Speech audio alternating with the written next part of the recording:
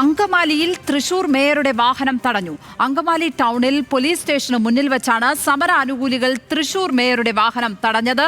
Police ഇടപെട്ടാണ് വാഹനം വഴിതിരിച്ചു വിട്ടത്. ആസിഫ് മുഹമ്മദ് ചേരുന്നു വിവരങ്ങളുമായി. ആസിഫ്, തൃശൂർ മേയറെ ഏത് സംഘടനാ അനുകൂലികളാണ്, ഏത് സംഘടനയുടെ ആളുകളാണ് തടഞ്ഞിരിക്കുന്നത്? ലഭിക്കുന്ന വിവരങ്ങൾ എന്തൊക്കെ?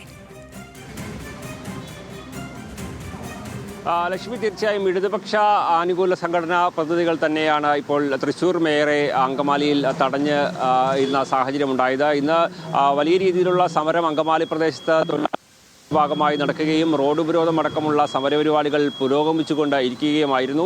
അതിനിടയിലാണ് മേയറുടെ വാഹനം ഈ സമരം നടക്കുന്ന സ്ഥലത്തേക്ക് വന്നത്. എന്നാൽ വാഹനം മുന്നോട്ട് പോകാൻ സ്വാഭാവികമായും സമരാനുകൂലികൾ അനുവദിക്കുന്ന ഒരു സാഹചര്യം ഉണ്ടായിരുന്നില്ല. അവർ ആ വാഹനത്തിൻ്റെ മുന്നിൽ തന്നെ നിന്ന് സമരം തുടരുകയും വാഹനം തിരിഞ്ഞ് പോകണം, ഈ വഴി വാഹനം പോകാൻ കഴിയില്ല എന്നുള്ള നിലപാട് അറിയിക്കുകയും ചെയ്തു. അതിനെ തുടർന്നാണ് പിന്നീട് പോലീസ് ഇടപെട്ട്, അങ്കമാലി പോലീസിന് സമീപത്ത് വെച്ച് തന്നെയായിരുന്നു ഒരു സംഭവം ഉണ്ടായത്. പോലീസ് ഇടപെട്ട് മേയറുടെ വാഹനം വഴിതിരിച്ച് വിട്ടാണ് മേയർക്ക് ആ ഒരു പ്രദേശത്ത് നിന്ന് മുന്നോട്ട് പോകാനായത്. അങ്ങനെ ഒരു തരത്തിലുമുള്ള വിട്ടുവീഴ്ചയില്ലാത്ത സമരം തന്നെയാണ് പല പ്രദേശങ്ങളിലും ജില്ലയിൽ നടന്നിട്ടുള്ളത്.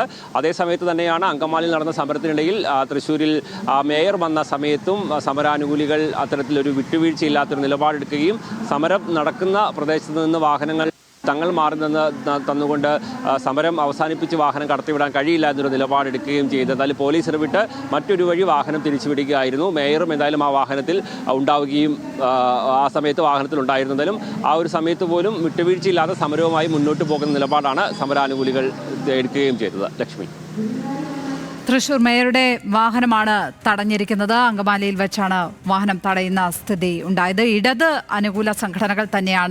സംഘടനകൾ തന്നെയാണ് മേയറുടെ വാഹനം തടഞ്ഞത് എന്നുള്ളതാണ് ശ്രദ്ധേയമായ മറ്റൊരു വസ്തുത. ആസിഫ് മുഹമ്മദാണ് വിവരങ്ങൾ പങ്കുവച്ചത്.